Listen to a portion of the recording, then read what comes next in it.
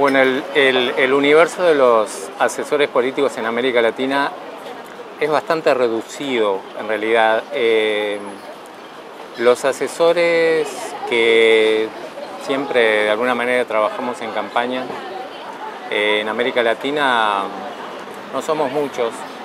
Sin embargo, hay mucha diversidad de funcionamiento y de roles de los asesores en las diferentes campañas, en los diferentes lugares. Conozco un poco por estar dentro de ese universo que los diferentes asesores tienen dinámicas bien distintas entre sí.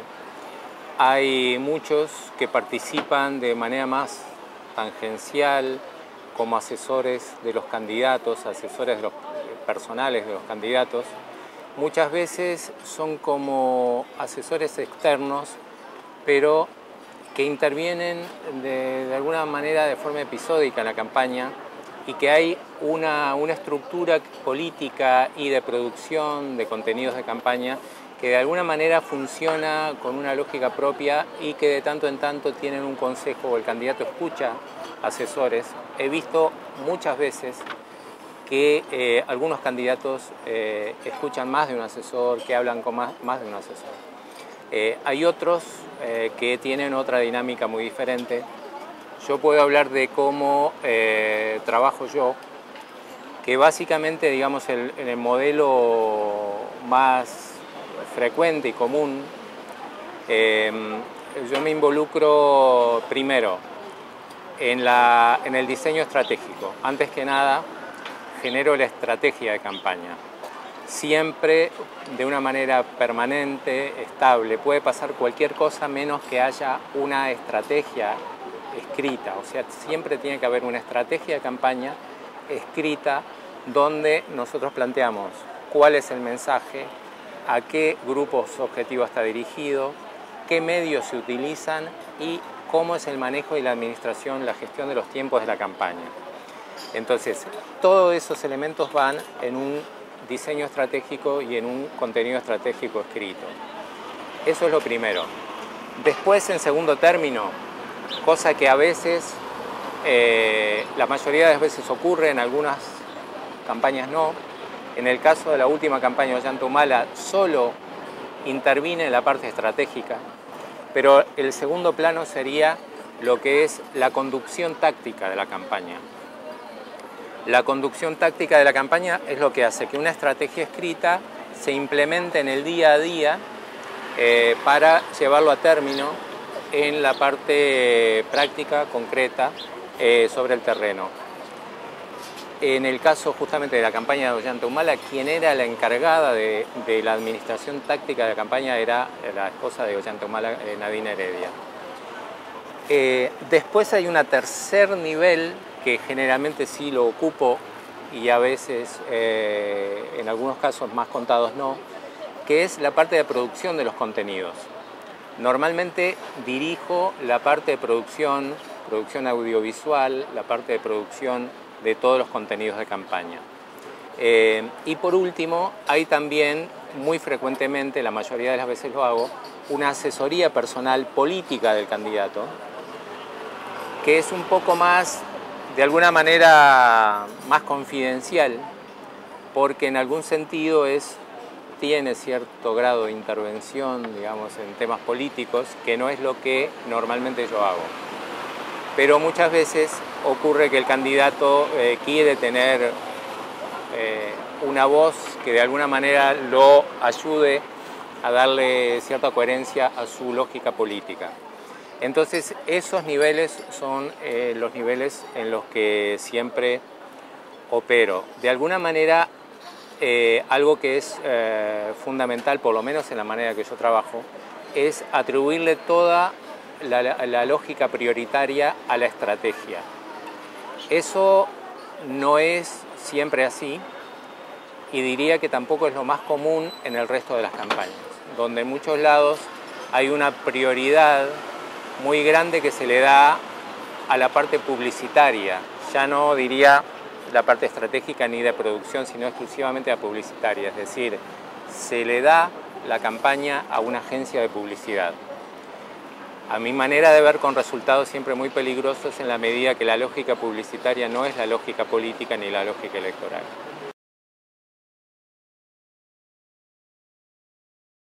Bueno, la victoria de Ollanta Humala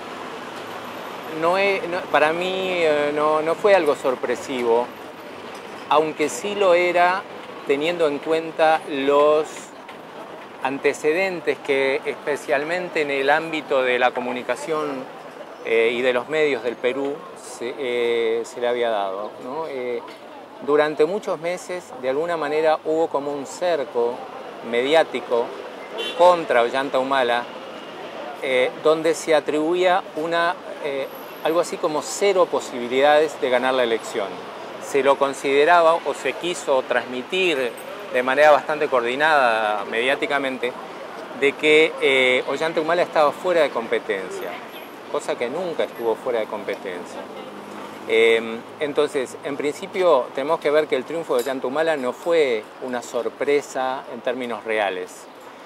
Él tenía por lo menos tantas posibilidades como todos los demás candidatos, o por lo menos como los candidatos que tenían más posibilidades. Lo que sucede es que de alguna manera las propias posibilidades de Ollanta Humala estaban condicionadas por su comportamiento, digamos, poco estratégico, o de alguna manera por sus contradicciones estratégicas en un principio. Él hasta, diría, yo entré en contacto con la campaña de Ollanta Humala a fines de enero de 2011. Entonces, él realmente hacía todo lo posible para cimentar esa idea de que él no podía ganar.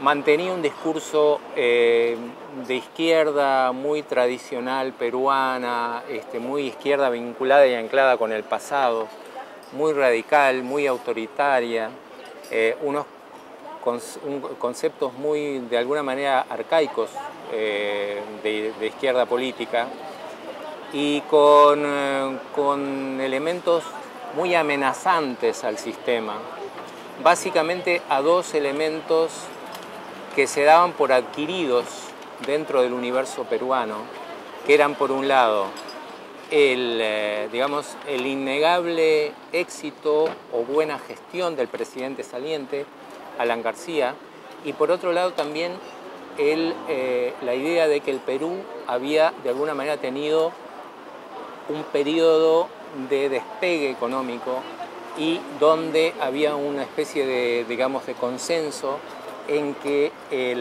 digamos, el modelo económico era algo a preservar. Durante mucho tiempo Ollanta Humala estuvo de alguna manera tratando a la democracia, de una democracia corrupta, digamos, al crecimiento económico relativizándolo, incluso hablando de él de manera irónica. Entonces, a partir de enero, o sea, hubo una campaña antes de enero y una después de enero, donde Ollanta Humala se centró en aquellos temas que eran esenciales para poder ganar la elección. O sea, había un consenso social de que había cosas a mantener, de que no podía haber una especie de discurso de alguna manera irresponsable en relación a esas ganancias del sistema político y económico peruano. Entonces, hubo un momento en el cual la perspectiva de Ollanta Humala cambió. Yo creo que era muy previsible el buen desempeño de Ollanta Humala, más allá de que hubiera intervenido una asesoría profesional o no, pero había antecedentes que llevaban a la posibilidad de que él fuera el ganador. Una de ellas era la división de las candidaturas, digamos, más ligadas a lo que sería más afiliadas a un concepto tradicional centrista, muy ligado a conceptos de democracia liberal, como podían ser las candidaturas de Alejandro Toledo, la candidatura de Lucho Castañeda y la candidatura de PPK, ¿no?, de Pedro Pablo Kuczynski. Hubo una cuestión de alguna manera aritmética también, un centro político fragmentado, y del otro lado, y digamos, una izquierda prácticamente monopolizada por Ollanta Humala, y también una derecha, o sea, las opciones de alguna manera percibidas como más autoritarias, de izquierda y de derecha, que en realidad era dividida en 2, mientras que el centro, ese centro demócrata liberal, estaba dividido en tres. Y realmente esas tres candidaturas le hicieron un gran beneficio a la proyección de Ollanta Humala.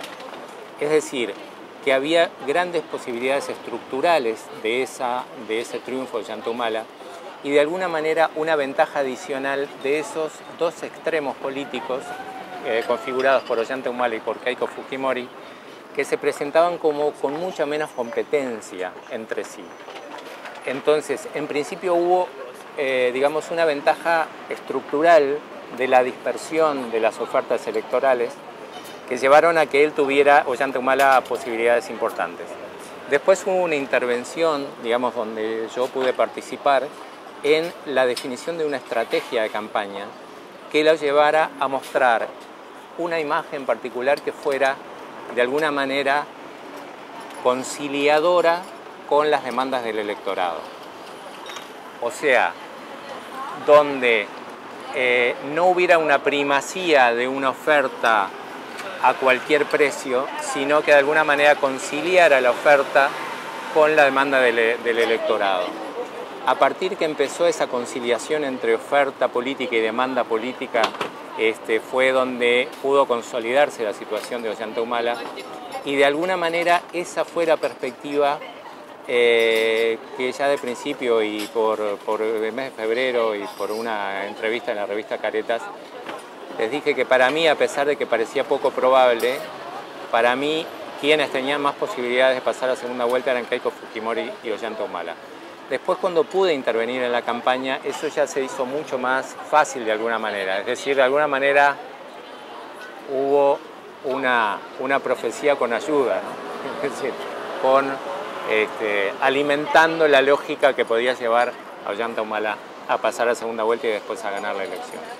Pero de alguna manera lo que llevó a Ollanta Humala a ese triunfo, por un lado, una posición privilegiada en lo político al mantener casi el monopolio de un sector y de una tendencia política, un monopolio prácticamente en términos territoriales, porque todo el sur era prácticamente de Humala, también un monopolio prácticamente social, en la medida que Ollanta Humala tenía prácticamente un control total de los sectores más excluidos social y políticamente del Perú. Todos esos elementos combinados le daban una potencia, un poder muy grande a la candidatura de Humala, con lo cual,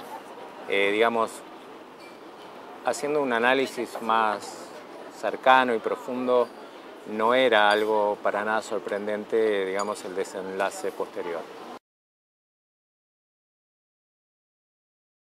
La campaña de Keiko Fujimori tuvo sus virtudes, una de las cuales fue ser una campaña conservadora. A pesar de que el universo conservador en sí no es algo que yo ame, pero sí en las campañas, y especialmente en un contexto de poca profesionalización de campañas y por lo tanto donde hay muchos errores, tener una campaña conservadora es una virtud, en la medida que normalmente las campañas se ganan más por un mínimo de errores que por un máximo de aciertos. La campaña de Keiko fue una campaña muy conservadora, una campaña que cometió pocos errores y que yo diría que todo lo bueno que tuvo de alguna manera fue también lo que le puso sus límites para poder ganar la elección. Fue una campaña conservadora y mientras fue una campaña conservadora sin estridencias, fue una buena campaña porque no cometía errores, porque era cohesa, tenía una cohesión interna importante. Pero por otro lado, su problema fundamental era la estructura de donde se asentaba esa candidatura, que era el universo político fujimorista, que era básicamente una estructura, casi una especie de secta político-familiar, muy cerrada a sumatorias políticas, muy cerrada a apoyos políticos. extremadamente cerrada a coaliciones o acuerdos políticos democráticos. Yo diría que si por un concepto habría que definir por qué ganó un candidato y por qué perdió otro entre Ollanta Humala y Keiko, fue por la capacidad de hacer un acuerdo político con una fuerza externa. No era solamente, o sea, lo que hizo Keiko Fujimori fue tomar los apoyos de PPK, o sea, de Pablo Kuczynski y de Lucho Castañeda, y decir que tenía esos apoyos, pero nunca transmitió que había ningún tipo de acuerdo político, ningún tipo de coalición, ningún tipo de universo superior o trascendente a esa estructura rígida y cerrada de su propio universo político fujimorista. Entonces, Keiko Fujimori usufructuó mucho el voto duro que tenía esa estructura política fujimorista, siempre tuvo un 20% fijo, fue la candidatura más inelástica, no subía ni bajaba nunca, y eso le permitió apenas con un poquito, sumándole unos 3 o 4 puntos más a su voto duro, pasar a segunda vuelta. Pero después ganar fue mucho más complejo porque si bien tenía el beneficio de una preferencia de la mayoría de los sectores demócratas liberales, básicamente por miedo a su antagonista Ollanta Humala, nunca pudo beneficiarse políticamente de una manera amplia, profunda, haciendo un acuerdo político. Para mí la clave de la elección pasaba por hacer un acuerdo político democrático con otra fuerza política y hacer campaña en nombre de ese acuerdo.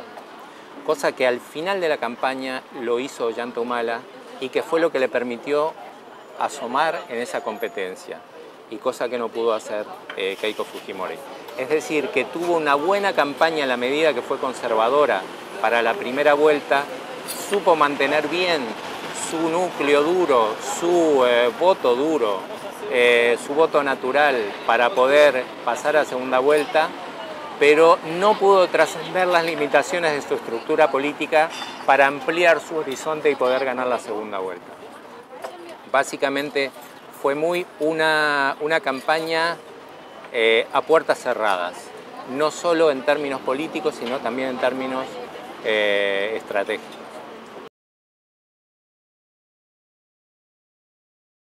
Bueno, la campaña de Ollanta se basó básicamente en difundir la creencia de que él había cambiado de alguna manera de modelo, es decir, que había pasado de la órbita de la influencia de Chávez a especie de la órbita de influencia espiritual o intelectual o política de Lula. En algún sentido, por un lado funcionó como una mitología de campaña que era parte de su mensaje, pero por otro lado yo creo que esencialmente digamos, el pensamiento más íntimo de Ollanta Humala sí efectivamente apunta hacia ese lugar. De alguna manera, a través, sobre todo de la campaña anterior, se lo había asimilado mucho a Ollanta Humala con Hugo Chávez, cuando en realidad Ollanta Humala fue prácticamente la víctima política de Hugo Chávez en la elección anterior, porque si hubo un elemento explicativo fundamental de la derrota de Ollanta Humala en el 2006 fue la intervención de Chávez. Entonces, de alguna manera, él salió de ese universo de una manera, a mi manera de ver, muy sincera. Yo creo que Ollanta Humala va a estar alejado de ese universo chavista y va a estar muy cerca de ese universo más flexible, tolerante, más de izquierda democrática, digamos, de Lula, o el modelo de Lula.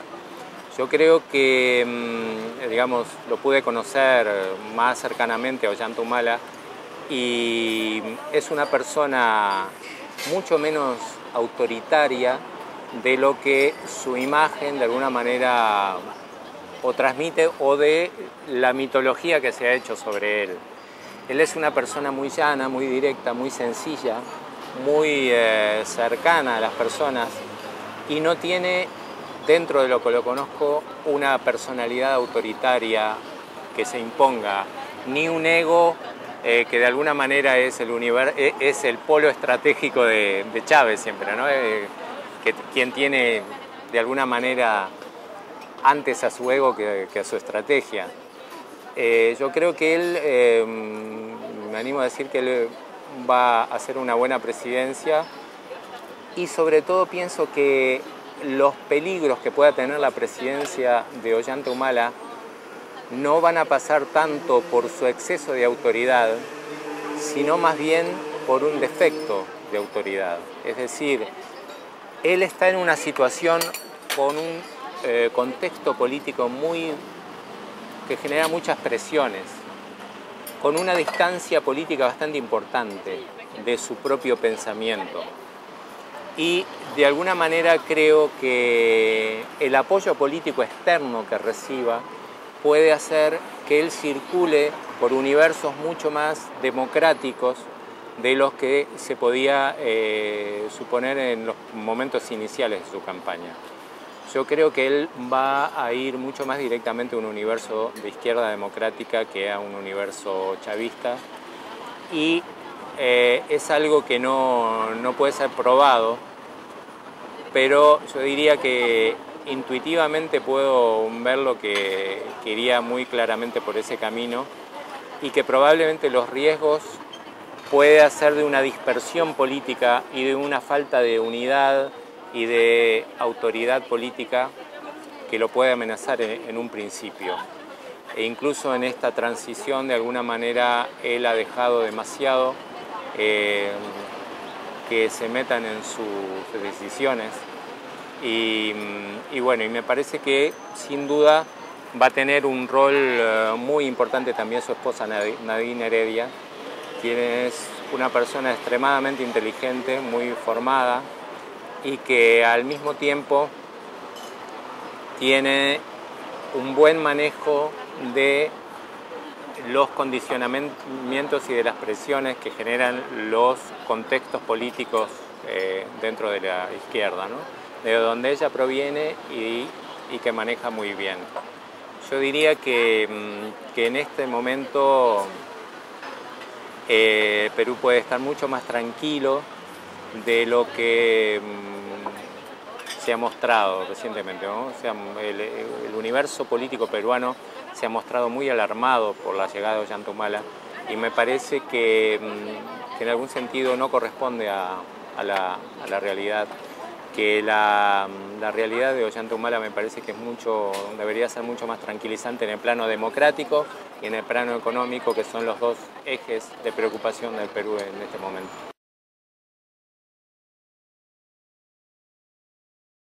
Bueno, en Argentina yo creo que ahí tampoco hay que hacer demasiada adivinanza, ¿no?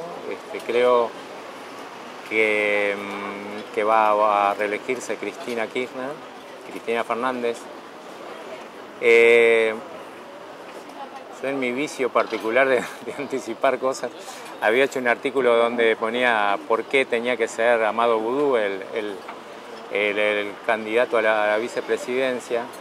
Efectivamente lo fue, y eso me parece que tampoco es una adivinanza así tipo nada profético, sino que de alguna manera es respetar los condicionamientos y darle una coherencia estratégica a su candidatura. Creo que era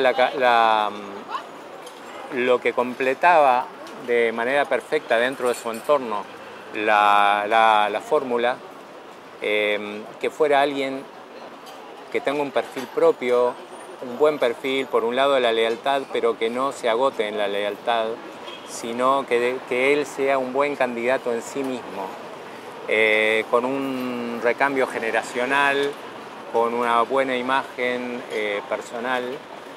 Creo que sin duda le refuerza mucho su candidatura. Y por otro lado tiene la ayuda inestimable de la oposición, que no cesa de dividirse y de generar opciones con poca identidad o con muchas contradicciones y disensos y de alguna manera heterogeneidad ideológica. Entonces yo creo que en realidad no tiene mayores sorpresas, creo que tendría que pasar algún cataclismo político muy grave para que cambie la realidad. Creo que se va a reelegir Cristina. Y por otro lado, me parece más interesante analizar quién va a quedar en segundo lugar, quién va a ser la sorpresa de la campaña. Yo diría que una de las candidaturas más interesantes que aparece es la de Hermes Wiener, porque por un lado tiene identidad y tiene novedad, tiene diferenciación, es una candidatura novedosa, mientras que las otras o no tienen identidad o no tienen novedad o no tienen ni identidad ni novedad. Tal es el caso de la candidatura de Ricardo Alfonsín, que de alguna manera, digamos, su lógica dinástica le hace muy mal a su universo político, en la medida que el universo radical argentino tiene todas sus mitologías democráticas profundas dentro de su historia, y ese llamado a lo dinástico es totalmente contradictorio con la tradición radical. Y por otro lado, hay algunas alianzas con sectores particulares o disidentes del peronismo, como en el caso de Narváez, que de alguna manera le generan disonancias y pérdida de identidad sin darle connotación de acuerdo nacional. En el caso de Hermes Wiener tiene una novedad en su fórmula y en su candidatura, y por otro lado una identidad clara, digamos, socialismo democrático, novedad frente a la bipolaridad esa radical peronista. Y por otro lado están otras alternativas como la de Duhalde, que tampoco es novedosa, es muy repetida, y al mismo tiempo también tiene sus contradicciones y sus problemas de falta de identidad. Entonces yo diría que el triunfo de Cristina Fernández no sería una sorpresa, y me animaría a decir que en ciertas condiciones, con una campaña por lo menos razonable, ya no diría una gran campaña, una campaña profesional, pero una campaña razonable, Hermes Wiener podría ser la sorpresa de esta elección. ¿Hasta dónde puede ser esa sorpresa? No me animaría a decirlo, porque ahí sí depende de cómo sea la campaña. Yo diría que siempre en América Latina son más importantes incluso las campañas que los candidatos. Hay candidatos que no tienen gran relieve, que sin embargo con una buena campaña se convierten en alternativas políticas muy poderosas. Y bueno, y como el principio tradicional, aún el mejor candidato con una mala campaña nunca puede ganar.